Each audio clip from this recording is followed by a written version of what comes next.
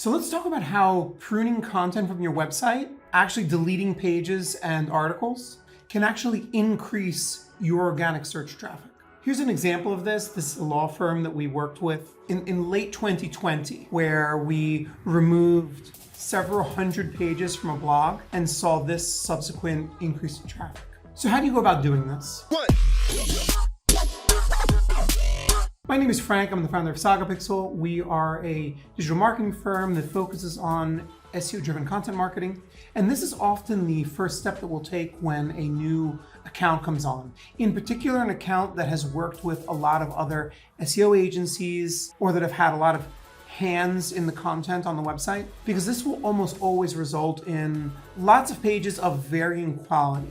And there's almost always some amount of it that can be completely removed from the website while actually increasing the traffic that it gets. I know it sounds counterintuitive, but honestly, I could show you examples of this all day long. There are a lot of ways to go about this, but I'm going to show you what I consider to be the easiest, fastest way to get this done. It's not going to require downloading tools like Sitebulb or Screaming Frog that you're going to afterwards learn how to use, possibly buy a license for, when a tool like Google Search Console can really give you 90% of the information that you need right out of the gate. So let's jump in. So the very first thing that you're going to need to do is log into Google Search Console. If you don't have this set up for your website, unfortunately, it's going to be very difficult for you to do any content pruning. If you're on YouTube, I will link to some videos that'll show you how to set this up. You're going to need to collect data for probably about 90 days, and then you should be able to jump in and get started with this. Once you're logged into Search Console, you're going to go over to the left-hand side where it says Search Results, click there, and then you're going to go down to the Pages report. If you scroll down, you're going to see that it's only showing you the first 10 rows of this. You're going to go over to this filter, click right there, select clicks, smaller than 1. So this is now going to give us all of the URLs on this website that have had 0 clicks. And in this case, there are 64.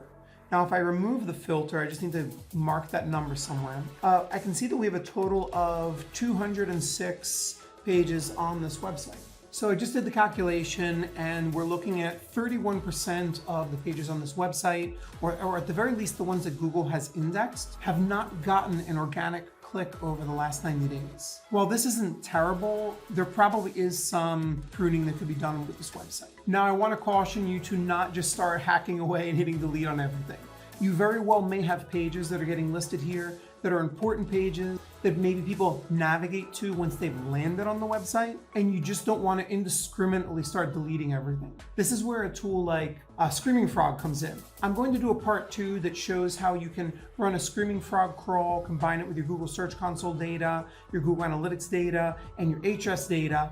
And that's going to give you an idea if you have pages that maybe aren't getting any traffic, but maybe they're for whatever reason earning backlinks, or people are navigating over to them. Like maybe you have a bio page or an About Us page or a whatever page that people don't necessarily come to through the search engine results, but that once they are on your website, they actually do visit. Or maybe your team is using this for like an email drip campaign or something. So there are a lot of reasons why you may want to have some pages in here that are not getting organic traffic, and that's okay. Very often there are steps that you can take where they're not going to necessarily be able to impact your organic search visibility. But in this case, I can tell you that these articles are just articles that were written and they're really just not getting traffic. Odds are that this is a quality issue that needs to get addressed. So we're going to do one of 3 things with each one of these pieces of content. One, we may decide to completely delete it and redirect it over to the /blog. Number 2, we may decide to delete it, but maybe take certain sections from it and add them to